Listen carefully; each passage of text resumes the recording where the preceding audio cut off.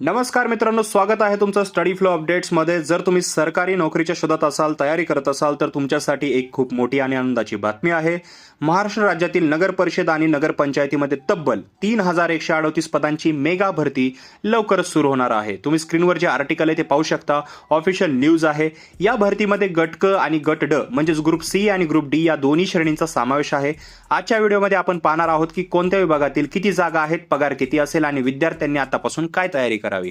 तर चॅनलवर नवीन असाल तर आत्ताच चॅनलला सबस्क्राइब करा, त्या बेल आयकॉनला प्रेस करा आणि जेणेकरून तुम्हाला जे भविष्यातले व्हिडिओज असतील ते मिळतील सर्वात आधी। तसेच आर्टिकल रीड करण्यासाठी डिस्क्रिप्शनमध्ये लिंक आहे आणि व्हॉट्सअप आणि टेलिग्राम ग्रुप जॉईन करायला विसरू नका, त्याच्याही लिंक डिस्क्रिप्शनमध्ये आहे। तिथे आम्ही अपडेट सर्वप्रथम शेअर करत असतो।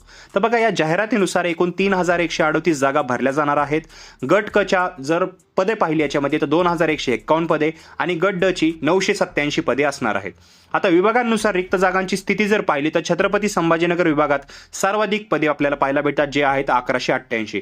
विशेषतः धाराशिवमध्ये 449 आणि नांदेडमध्ये 223 जागा। अमरावती विभागामध्ये 487 पदे, पुणे विभागामध्ये 412 पदे, नाशिक विभागामध्ये 411 पदे, नागपूर विभागामध्ये 440 पदे आणि कोकण विभागामध्ये 200 पदे आपल्याला पाहायला मिळतात। आता याचा जॉब रोल आणि पगार काय असू शकतो हे आपण पाहूया। तर बघा, गट क यामध्ये कनिष्ठ लिपिक, कर निर्धारक, तांत्रिक सहाय्यक आणि अग्निशमन सेवा यांसारखी पदे असतात। याचा पगार जो असतो तो अंदाजन 19,900 ते 1,32,300 दरम्यान असतो। 7व्या वेतन आयोगानुसार ग्रेड पे सह मी हे गोष्टच तुम्हाला सांगत आहे। गट ड जर पाहिलं तर यामध्ये शिपाई, सफाई कर्मचारी आणि ड्रायव्हर म्हणजे चालक या पदांचा समावेश असतो। याचा जो अंदाजन पगार आपल्याला पाहायला मिळतो तो असतो 15,000 ते 45,000च्या दरम्यान। ही पदे कायमस्वरूपी सरकारी नोकरीची असल्यामुळे तुम्हाला सर्व शासकीय भत्ते म्हणजे डीए, एचआरए देखील याच्यामध्ये इन्क्लूड असतात, हे देखील मिळतात। तर लक्षात ठेवायचं आहे। विद्यार्थ्यांना फायदा याचा काय होणार आहे आणि काय करायचं आहे पुढे, तर ही माहिती विद्यार्थ्यांसाठी महत्त्वाची आहे। ही भरती सरळ सेवा पद्धतीने होण्याची शक्यता आहे, त्यामुळे पदवीधर आणि 10वी 12वी पास उमेदवारांना मोठी संधी आहे। स्थानिक स्वराज्य संस्थेत काम करण्याची ही एक उत्तम संधी आहे। पुढे तुम्हाला काय करायचं आहे तर बघा, कागदपत्रे तयार ठेवा। तुमचे शैक्षणिक प्रमाणपत्र, MSCIT आणि टायपिंग प्रमाणपत्र जसं लिपिक पदासाठी असतं तर ते तुम्हाला ठेवायचं आहे जवळ। अभ्यास सुरू करा। मराठी व्याकरण, इंग्रजी, गणित, बुद्धिमत्ता आणि सामान्य ज्ञान या विषयांवर लक्ष केंद्रित करा।